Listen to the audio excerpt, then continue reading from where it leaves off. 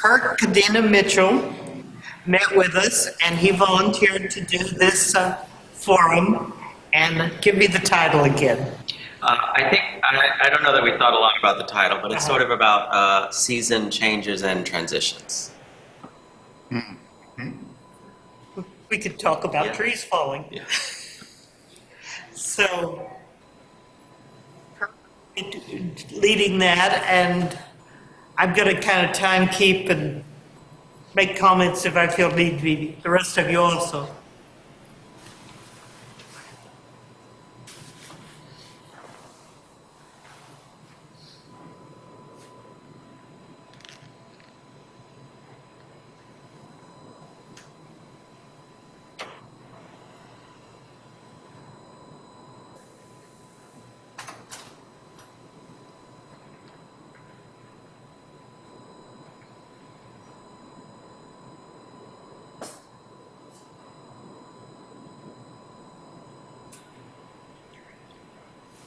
Morning. As Barry mentioned, my name is Kurt. Later today, I hope to be one of the newest members to the meeting. So this is my first forum. So my experience with the meeting has been it's generous and forgiving and flexible. So if I deviate somewhat from the norm, that's from my lack of prior participation. When we selected the topic, when I volunteered for this topic, it was before we knew the extent of what this week of season changes would bring. So it's perhaps even more relevant. But a little bit about me to explain why I volunteered on this particular topic. So I grew up in a very Mexican-American Catholic tradition, and I use the I include the Mexican-American part because I think it has a distinctive lens to Catholicism. It certainly brought with it a particular openness to sort of indigenous and earth-based spiritualities being incorporated within it, which I think has made me, it's provided some sort of an embedded lens to how I look at certain things. And so the seasonality that I actually want to talk about today is what in pre-Christian times, in pre-Christian Ireland, was known as Imbolc, and became the celebration of Saint Bridget. And to say how I even ever became aware of Saint Bridget and Imbolc, because I don't actually have an extensive Irish background. Growing up, I attended Catholic school, and there was a nun who had a very significant impact on my life. She was actually a Mexican nun, but she had entered an Irish order of nuns and had learned English in Ireland. And so she was a Mexican nun who spoke with a very strong Irish brogue, which the first time I encountered it was disorienting. And so Sister Luce was my high school teacher, and she was a member of a small religious order called the Congregation of St. Bridget. So St. Bridget was their patron. And so through her, I first became familiar with the story of Bridget, which is what I'm going to begin with today, and then sort of explain her meaning and significance and what this time of year has meant for people over centuries and what it can continue to mean for us. So Bridget in pre-Christian Ireland was a goddess. At some point, there was a Saint Bridget, and where the story of the goddess Bridget ends and the Saint Bridget begins, no one really knows, because they essentially just blended into one another.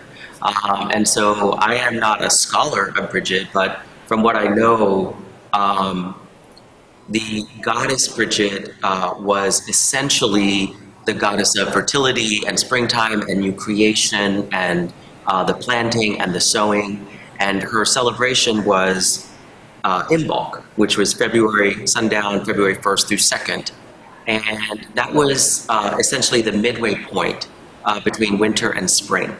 And it was considered to be the time when the spirit who was in charge of winter, either, depending on the permutation of the myth, either passed control of the season on to Bridget are actually transformed into Bridget. And so we were sort of the image of the crone transforming into the image of the young Bridget.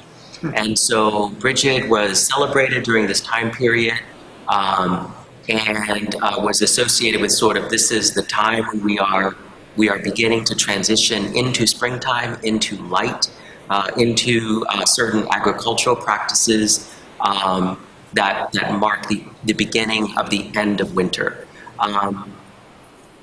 The goddess Bridget had a set of priestesses that were associated with her, who were at a place called Kildare, which for the Druids, oaks were sacred, and in fact, the word Druid essentially means oak knower.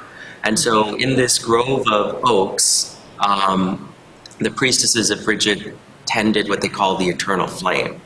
Now, part of what you'll learn about Bridget is there's story after story after story after story about the Saint Bridget, and you sort of wonder, like, how can all of these different stories be true?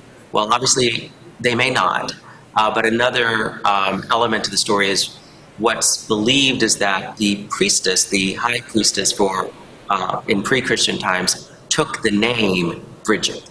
So there was more than one human Bridget, because each new high priestess took that name, and so there were various Bridgets on the scene, separate from even the goddess and before the saint came into people's knowledge.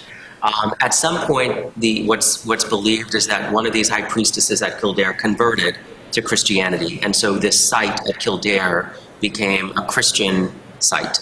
But what became to be known as Brigidines, continued to tend the eternal flame at Kildare that they had tended prior to Christianity arriving and becoming prominent in Ireland.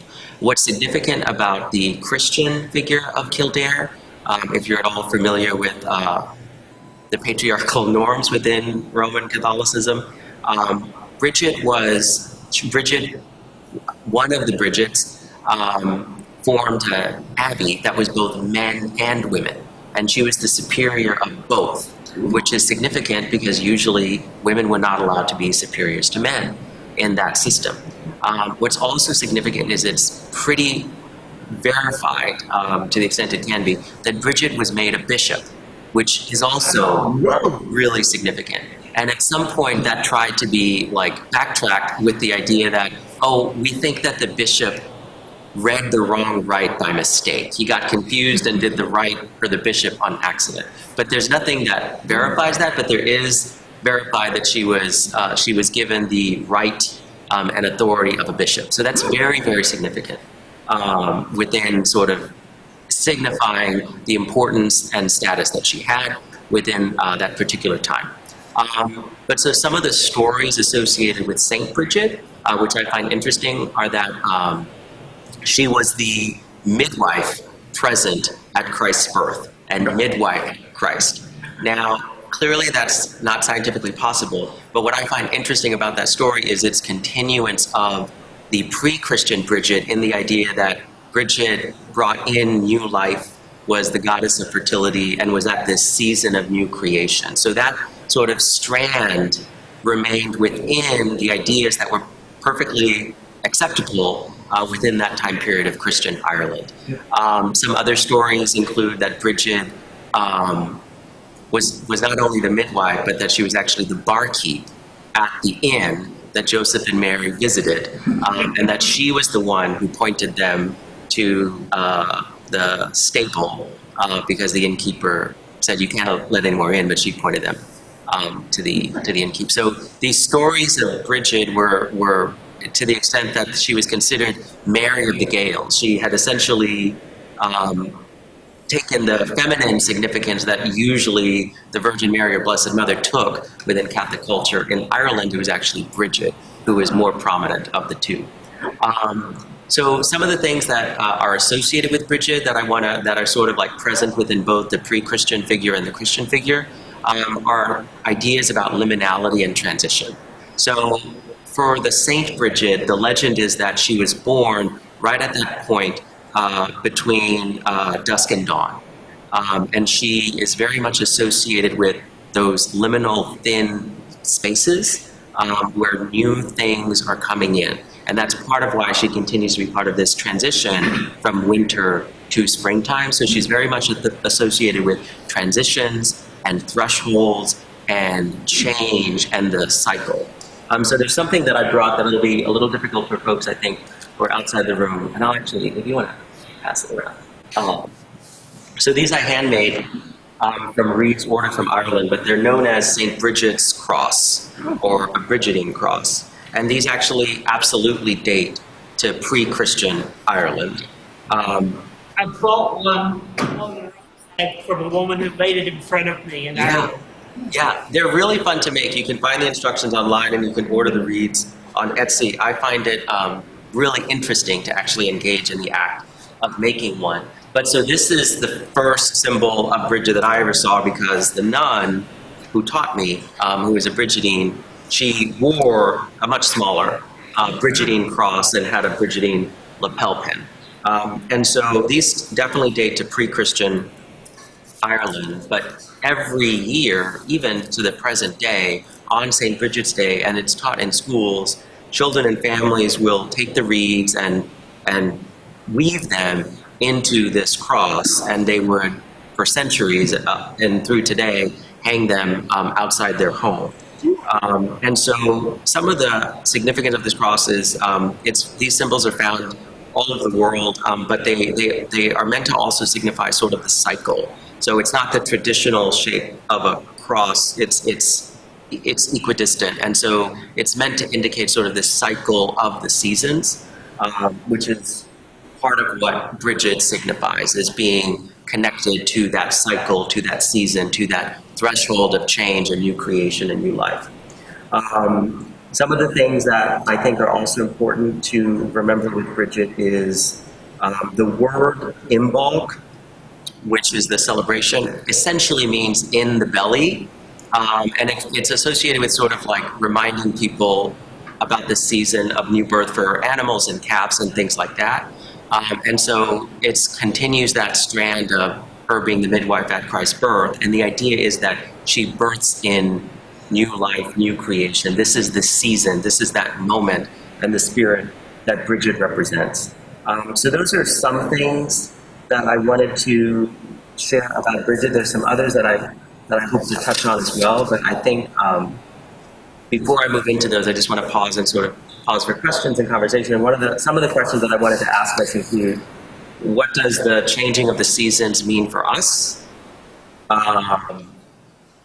And what are certain images or experiences that changing of the seasons call to mind for us personally, either today or in our past?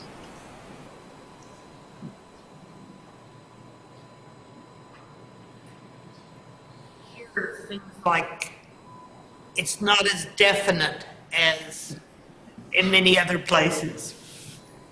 I saw online 2 weeks ago that somebody had already seen bluebonnets. Wow.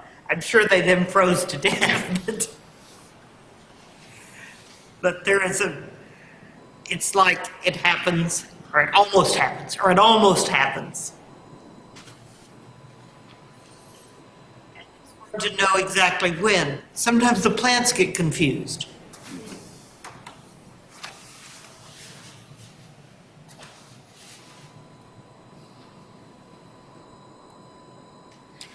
Well, I grew up in the Philadelphia area, mostly in Philadelphia itself, and so there was a definite spring. And it certainly, for me as a child, it meant now I can run around outdoors. Now, it's time to be outdoors and experience more freedom than being stuck indoors. And of course, the Easter holiday was usually around then and was certainly something to look forward to for all the accoutrements, dyeing the eggs, the chocolate bunnies, and the big family get-together. So it was very, very much I didn't see it so much as a beginning. New Year's was the beginning, but Easter was for springtime, and that change of the seasons was a time for, kind of celebrating and enjoying more freedom and more outdoor activities. And as Mary said here, who knows Who knows when the beginning of the seasons are, that's for sure. Who knows? It seems like in these days of climate change that the changing of the seasons happens within the week. We were eating outdoors last Sunday, last time we had meeting for worship, and you know what happened in between, and now it seems to be coming back to spring again, but it makes me wonder the extent to which we haven't really appreciated or understood the effect of the uncertainty of climate on our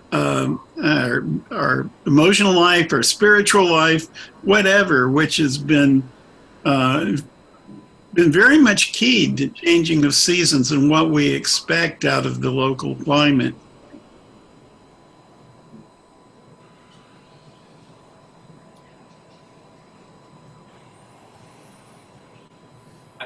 I really appreciate that. I think clearly the celebrations and markings of the seasons and the cycle provided that sort of stability and structure and grounding for people, and still to this day. And so, yes, I think it's probably noteworthy that sometimes I think we're disconnected from that, or we are less aware of how much it impacts us because we're perhaps distant from the particular observances and celebrations. But yes, I think that's probably more significant than we realize how disorienting the disruption of what we think of as the markings of seasons can be.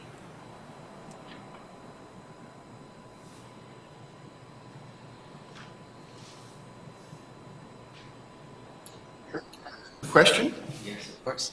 I had no idea about this, all the different aspects of Goddess Bridget, Saint Bridget, and especially the role in the Catholic hierarchy. That's fascinating to me, and I'll have to find out more about that. And the fact that Bridget is taking the place of honor instead of Mary in Irish Catholicism. I want to ask you, is the Virgin of Guadalupe similar in Mexico and takes the place of Mary? Well, she is Mary. Oh, she's in Mexico, Mary. yeah. Okay. I mean, so as I mentioned, I think most folks are here, but so I come from a very Mexican-American Catholic tradition. And before I came to the Friends meeting, I was a longtime member of a Unitarian Universalist congregation. And part of the reason I was particularly open to the Friends and the Unitarians is because they were non-creedal, so it allows me to hold on to those parts of Catholicism, including Our Lady of Guadalupe, that are significant to my sort of spiritual practice. So the way it tends to work is for these various different apparitions, they are all considered to be the Virgin Mary, the Blessed Mother, just different apparitions of her. So the story of Our Lady of Guadalupe is extremely significant, and I would say definitely is the equivalent within Mexico to what Bridget is in Ireland, but a little different. And I think within the story of Bridget and the place in the hierarchy, I think it's significant. I mean, personally, this is my thought, that particularly within Christianity, because it had so little, I think it says something that there was this long-standing yearning for the feminine image of the divine, that within Catholicism and Christianity, it didn't really create the space for that. And there was such a yearning for it that it was created in all of these various, add-on or less sort of popular ways, sort of these ways that just come up from the ground rather than from the hierarchy. Mm-hmm.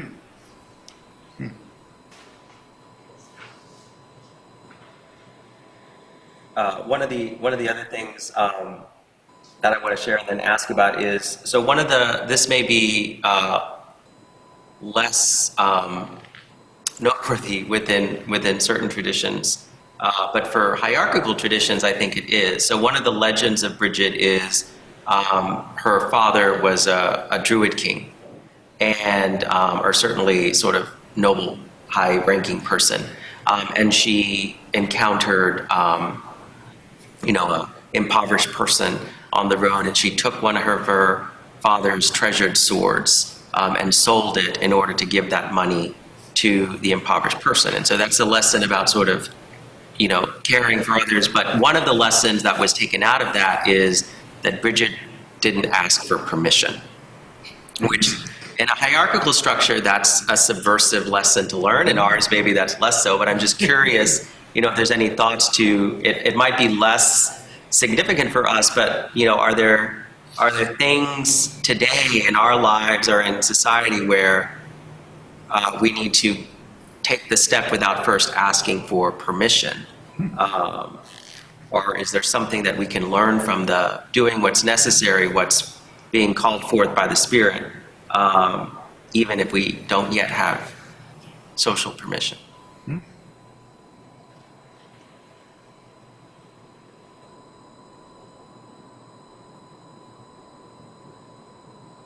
I don't have an answer to that question, but I feel like I'm wondering if, especially thinking in a Quaker context, the sword is especially significant, and it's a symbol of violence and power, that there's sort of her getting rid of that. I think your father probably wasn't very pleased.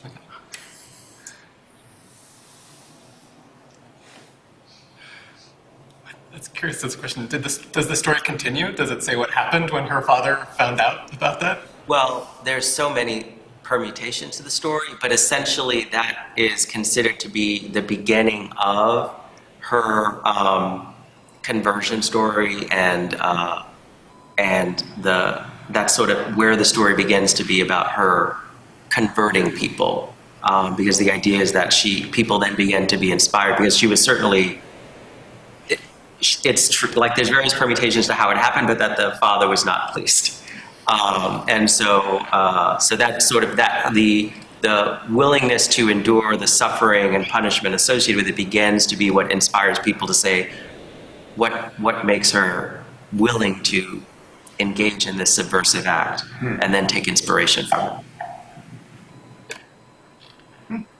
And then one of the permutations of the legend is then she converts her father on his deathbed.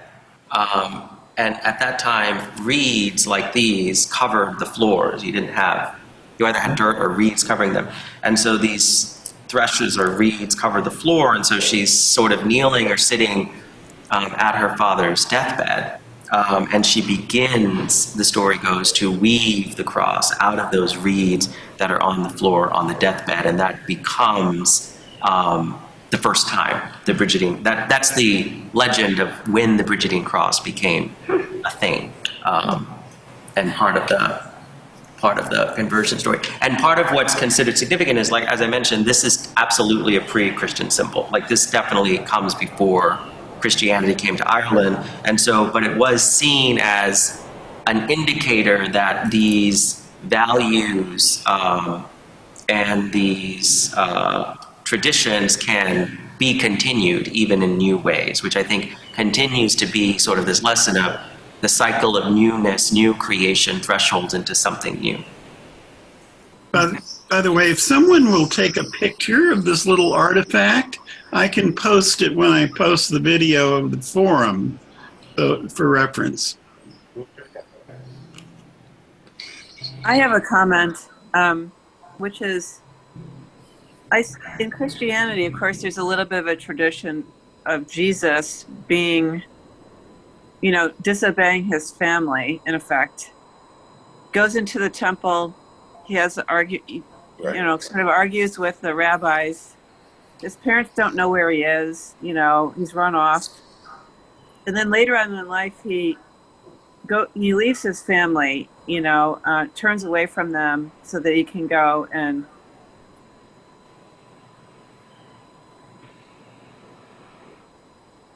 Oops. Oh, we lost you. I accidentally clicked the wrong button and muted her.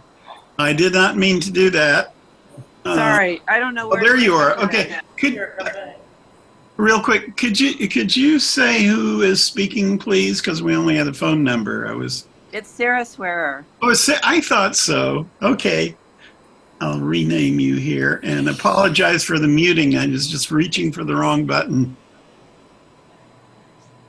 Just saying. Yeah, I don't know what you didn't hear, so. We got through the Jesus arguing with the rabbis, and then you were saying, and then after that.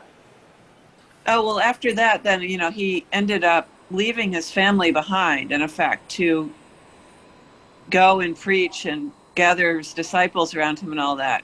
So he turned away from his family. So there's a little bit of a tradition in Christianity that is about breaking the rules. And what I'm wondering is if any of the Bridget legends developed after Christianity and were all influenced by the actions of Jesus. Like, that's I guess that's it. That's all I was going to say.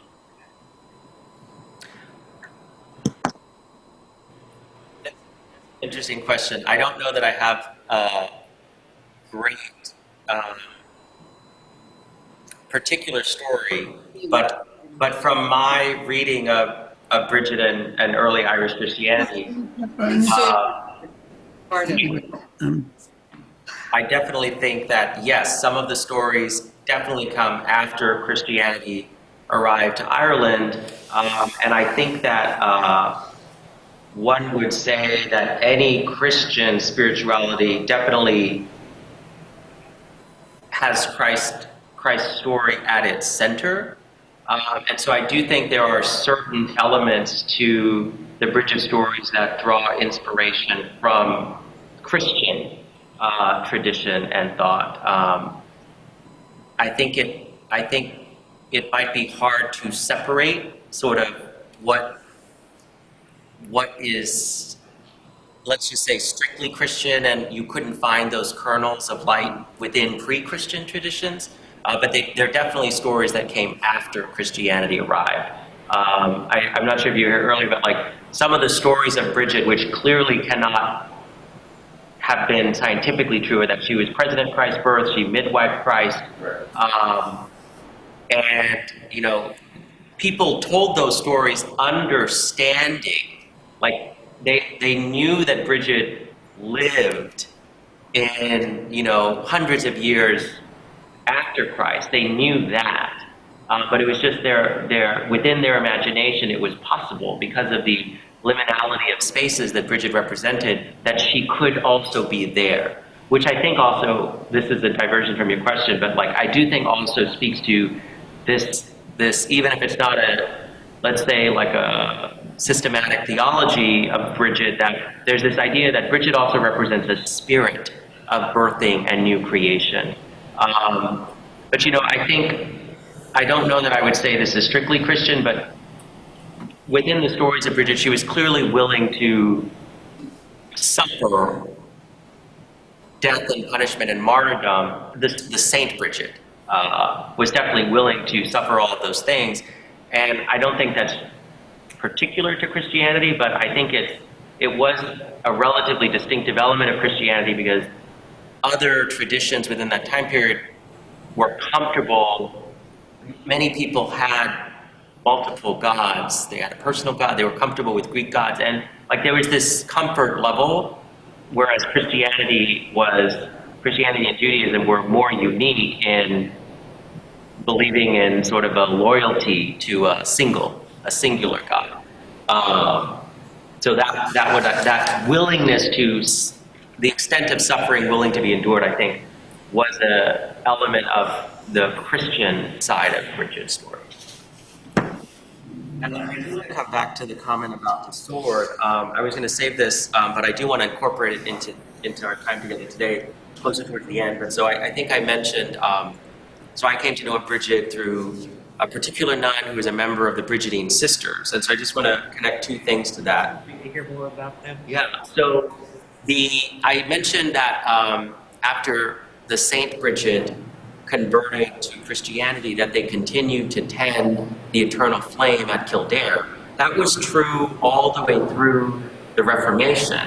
And what's believed is that when Henry VIII, who at the time controlled Ireland, decided he wanted to divorce his wife and consequently founded the Church of England, at that point he initiated the suppression of the monasteries and confiscated their property. So it was at that point of Henry VIII's suppression of the monasteries that it wasn't until then, in the 1500s, that the eternal flame was extinguished. And so there's various challenges for followers of Bridget from that point. Up through that point, the devotion to Bridget was very, very, socially acceptable. And then there were big struggles after that. So a couple of things that came out of that tradition. So because the eternal flame was no longer being nurtured and cared for, what I find somewhat similar to when the Jewish temple was destroyed and sort of the Sabbath home rituals became created, what folks who had a devotion to Bridget did is they began to incorporate spiritual practice into the tending of their fire at home. And so the eldest woman in the household would not completely extinguish, but make sure that the hearth wouldn't catch on fire in the middle of the night, and would say sort of a prayer to Bridget to keep the coals alive until the morning. And then when morning came, that same person would come and bring the flames back to life. And so the idea was that this eternal flame was being kept in the home, and this was widespread across various parts of Scotland and Ireland. And actually, I don't think I have the pronunciation right, but there's a set of islands in Scotland that are actually named for Bridget. So Bridget, in certain frames of the dialect, is bride. And so there's a set of islands in Scotland that are spelled Hebrides. For the Hebrides. And those are the islands of Bridget. Wow. That's just a different permutation of her name. So these traditions about tending the fire, those were all up and down various parts of the island, particularly Scotland and Ireland. So that was one element of the suppression of the flame and how it then went into the home. But the other is the resurgence of the Brigidines. So the Brigidines were suppressed at that point. And then it was in the 1800s that the Bishop of Kildare decided to sort of refound the prior Brigidine order. And that was when the present day order of the Congregation of St. Bridget was founded. And so they're a relatively very small order. They weren't around for hundreds of years before the what we call the decline in celibate vocations came into existence. And so they're not particularly large, but they're in New Zealand, Australia, different parts of Europe, Ireland, and the United States. And so this year, in the 1990s, the Brigidines went to Kildare and relit the eternal flame. And so now the Brigidine sisters, these Catholic nuns, continue to tend the eternal flame at Kildare. And they organize a lot of Brigidine spirituality across Ireland. And they actually were part of the campaign that made St. Bridget's Day, for the first time as of this year, a national holiday in Ireland. And they organized a thing that I thought we would all really appreciate, that I only found out about this week. And so I've done my best to spread the word about it. But the Brigidine sisters in Kildare asked for a global pause for peace on St. Bridget's Day, which was February 1st, but I think with particular respect to the liminality of Bridget was able to be at Christ's birth. We can be at St. Bridget's Day a couple days late. And so they asked for this global pause for peace. And I just want to read the specific words they used in that call, because I just found them so noteworthy. The Congregation of St. Bridget have asked that today be a global day to have a moment of prayer for peace. On St. Bridget's Day, the 1st of February, from New Zealand to New York, from Brisbane to Barcelona, a minute's silence for peace will take place all around the globe and will form part of the rolling Pause for Peace movement. We invite you to participate in this call for a pause for peace. By pausing for peace, we send out a message that we actively oppose warfare and the proliferation of arms, which wreak havoc on human beings, as well as on the natural world. This movement aims to awaken and build a spirit of global solidarity in our search for peace. It reflects a spiritual underpinning to the holiday and is consonant with the value of peace which Bridget stood for in her time. One of the most popular stories associated with Bridget is that her giving away her father's precious jeweled sword to a poor person so that it could be bartered for food to feed his family. This incident recalls the scripture text from the prophet Isaiah urging the people to beat their swords into plowshares and their spears into pruning hooks. She was compassionate, a protector of the natural world, and a formidable force for justice whose light shines ever more brightly in our world today.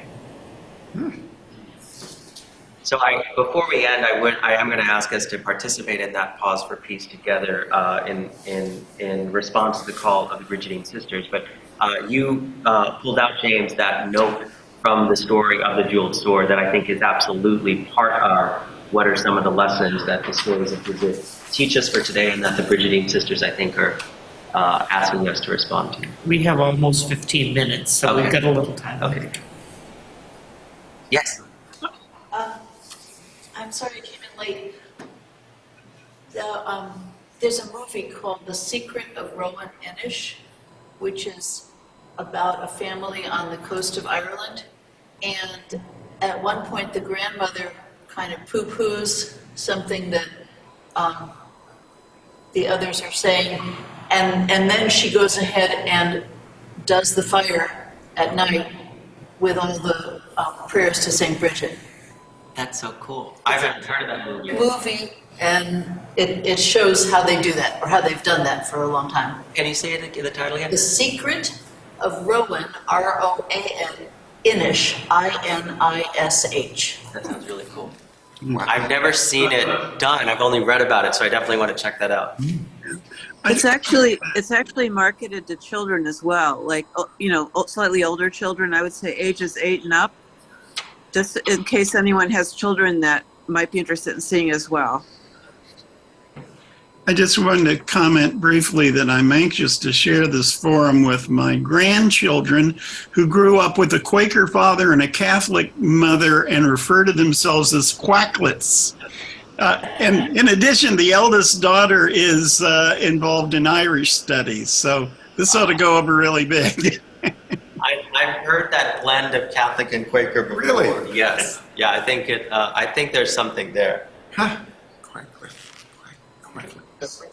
Question to mind that's sort of been coming to me. I find this difficult to reconcile for myself. On the one hand, these ideas of sort of cyclical celebrations and feelings of sacredness and transitions throughout the year is deeply appealing.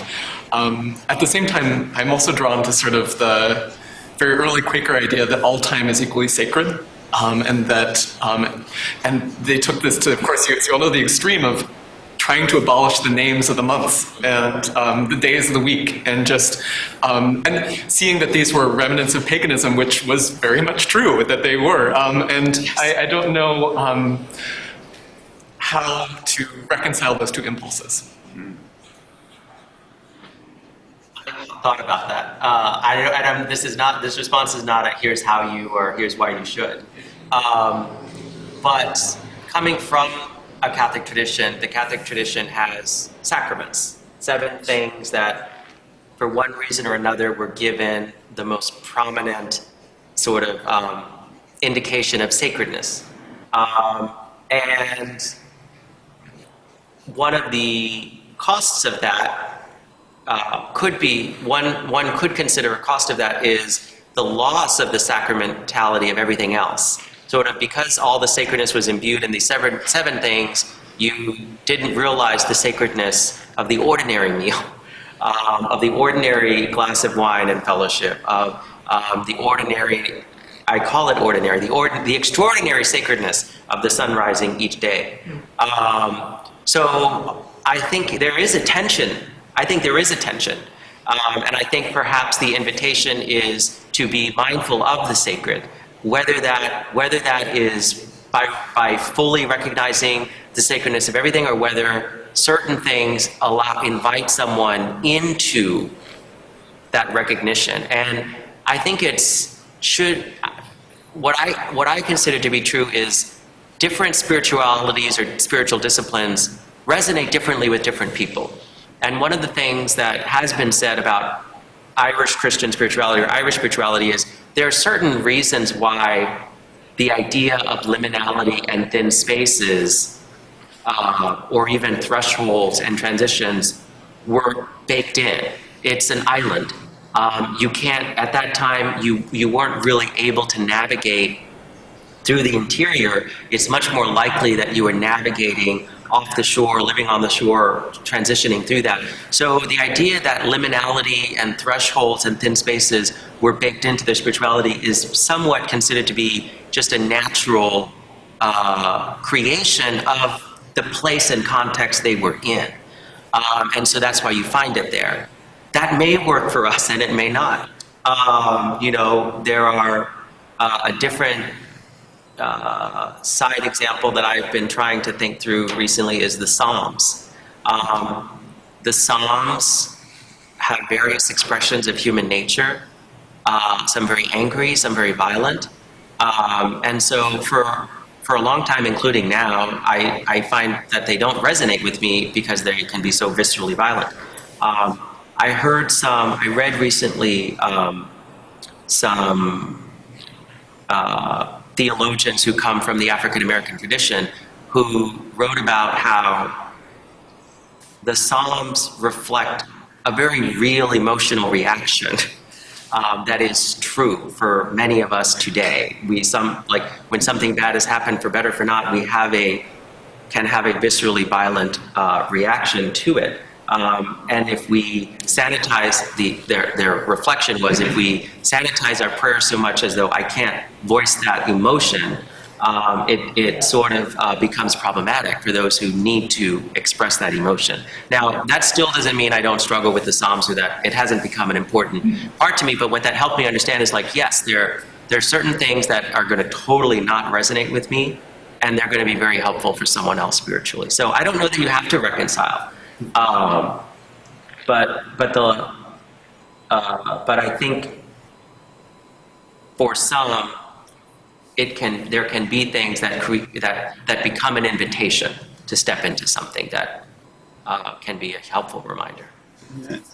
As a modern friend, I'm really quite happy to live with these paradoxes, and I think we can appreciate and even participate in the beauty of some of these other spiritual traditions without losing our grounding in Quaker belief.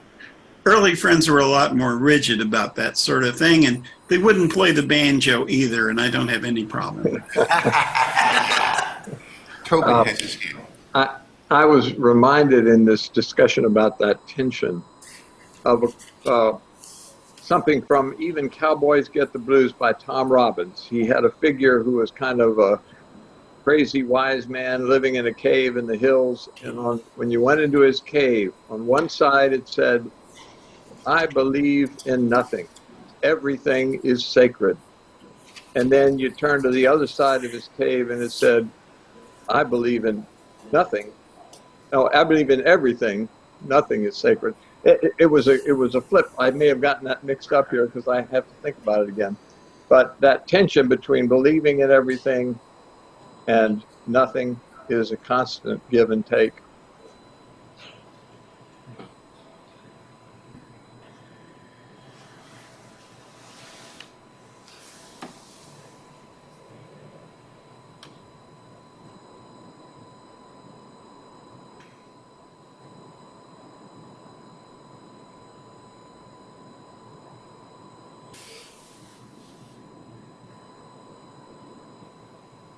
Kurt, you've got me wondering how many, if any, books about St. Bridget are in our library. In this library, I don't know if there are any. We'll have to look. Well, on that note,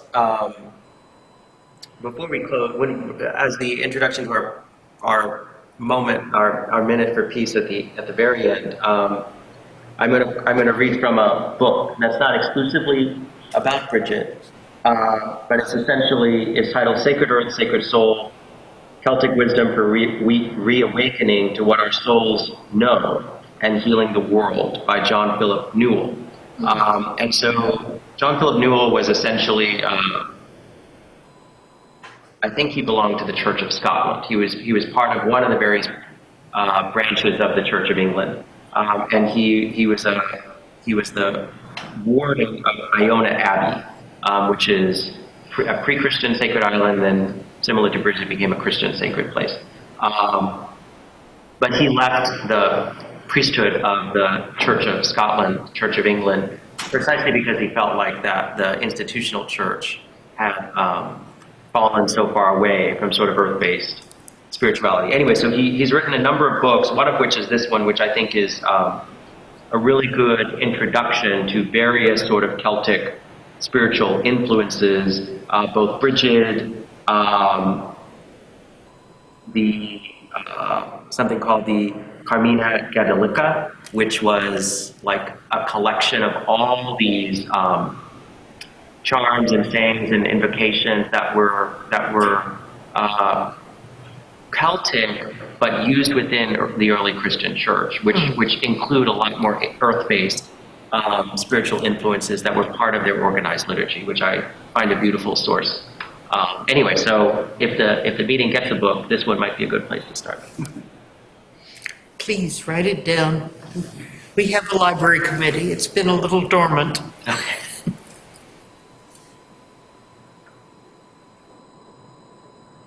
Also, send such things to me so I can put them with the forum on the website as references. I like to do that.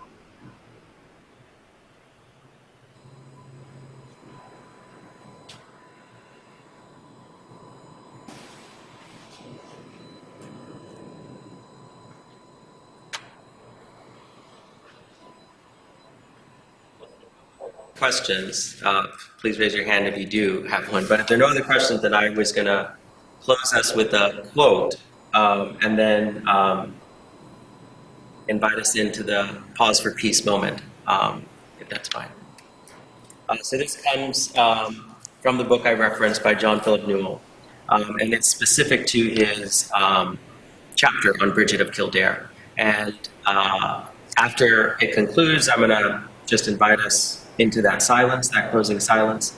But also, I think he says some things that I invite us to reflect on throughout the week, if we feel that invitation. So he writes, "It is imperative that we again find ways of living and celebrating the liminality between humanity, the earth, the divine. These are inseparably interwoven strands. We are in a threshold moment. Just as the earth is forever pushing forth new life, so it is with the human soul. We can be alert to where this is happening, where new vision is trying to be born among us. We can be watchful and let Bridget and the Spirit midwife the newness." Now I invite us into a minute of silence in a pause for peace.